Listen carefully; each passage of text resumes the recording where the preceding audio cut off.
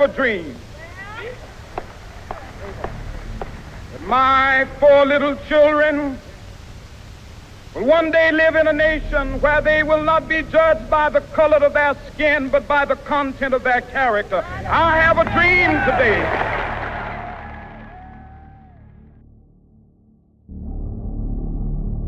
And we won't ignore what our intelligence agencies have determined to be the most lethal terrorist threat to the homeland today.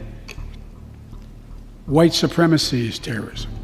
No matter what happens next month, more than a third of the nation that would go along with this is reason to be afraid. America needs to repent for its worship of whiteness on full display.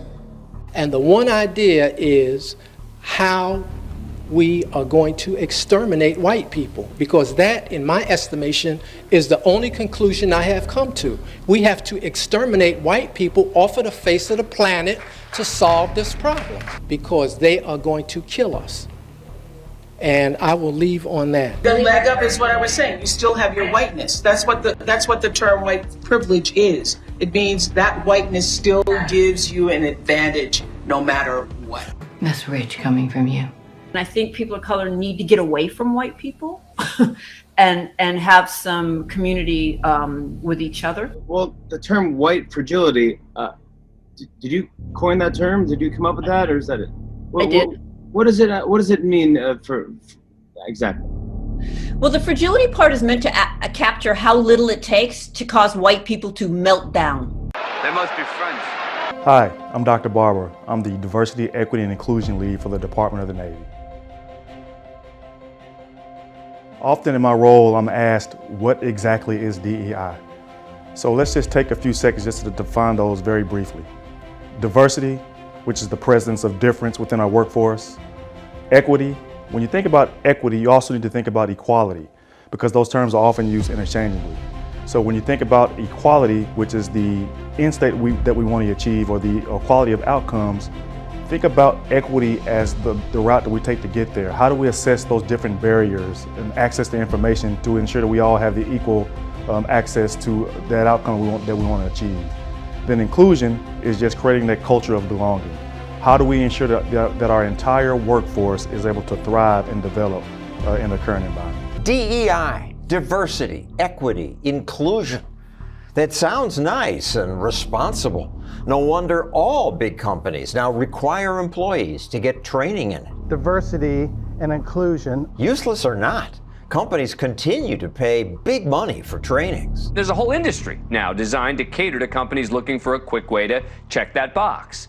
In the US in 2020, DEI was a $3.4 billion industry. Diversity trainings don't even do what they're supposed to do.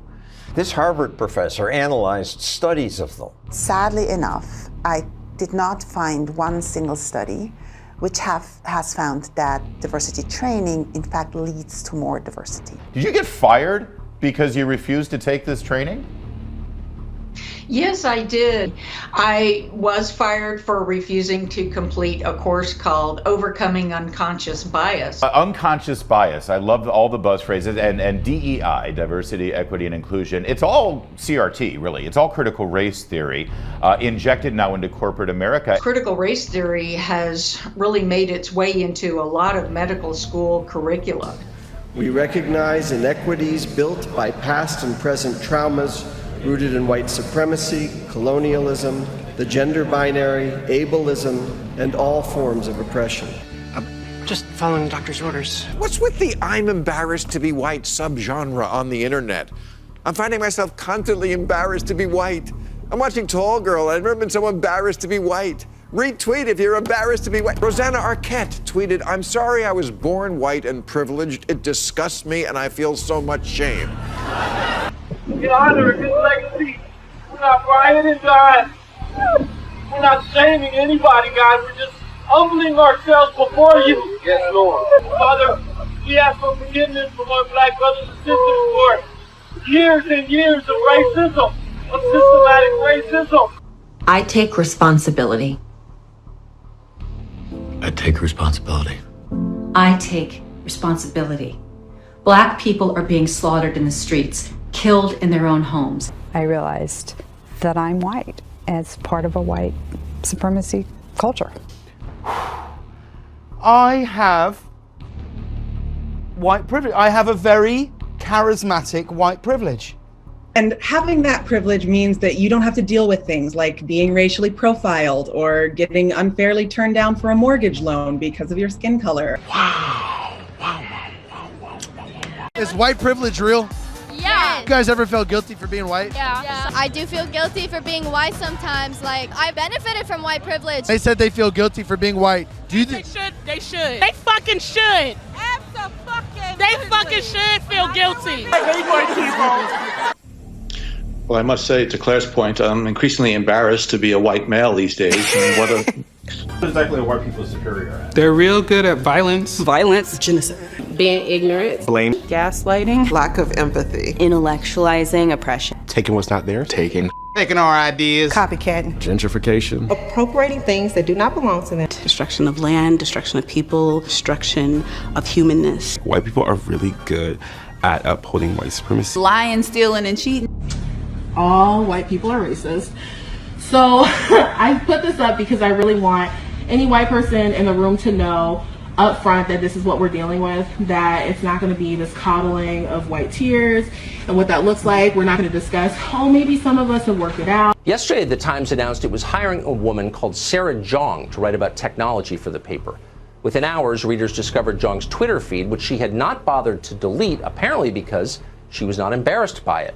Here are some examples of her tweets. Quote, "Oh man, it's kind of sick how much joy I get out of being cruel to old white men."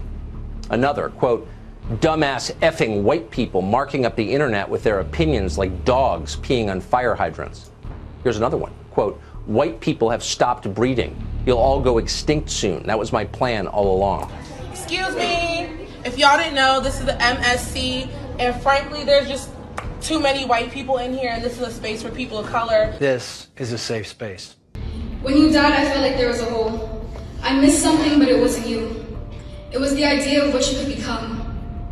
I missed being able to hope and wish that one day you turn a corner and see the world from my perspective. I missed the idea that one day you might help me fight for the things that matter. I missed my fantasy of you. Because when you died, it solidified the fact that you'll never be what you could have been, but only what you are. And what you are is a racist, misogynistic, xenophobic, Trump-loving, cis-straight white man. What did I do to deserve such an amazing daughter? There is absolutely zero evidence that Black Lives Matter has ever pushed for anything violent to happen to police. Let's take a look at what we have, shall we? All right, this is getting serious. Oh my goodness. Yeah, say Black Lives Matter, homie. Feel better. Say Black Lives Matter right now. Black Lives Matter. Say Black Lives Matter, bro. If your activism only consists of destruction and not building, that is not activism. That is also not what this movement is about. This movement, the Black Lives Matter movement, has never been about inciting violence and destroying property.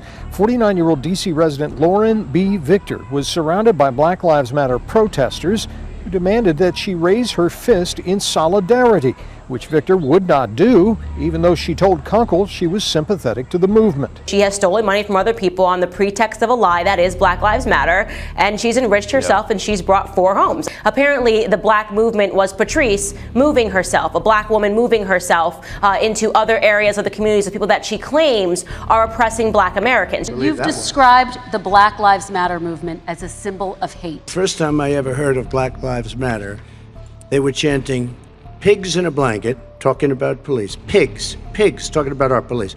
Pigs in a blanket, fry them like bacon. Pigs in a blanket, fry like bacon! I said, that's a horrible thing. And they were marching down the street. And that was my first glimpse of Black Lives Matter. I thought it was a terrible thing. By the way, you know, I may be a white boy, but I'm not stupid. According to the United States intelligence community, domestic terrorism from white supremacists is the most lethal terrorist threat in the homeland.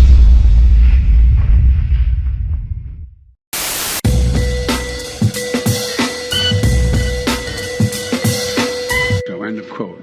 Repeat the line.